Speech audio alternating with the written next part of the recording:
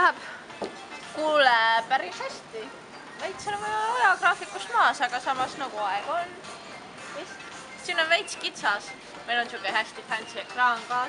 Fancy ekraan. Hästi suur projektor. Väga suur projektor. Ja me loodame, et midagi on õhtul näha, sest et me oleme siin täitsa valges.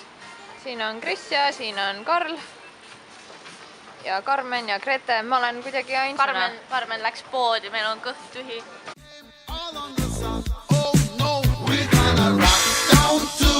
Electric Avenue, and then we'll take it higher.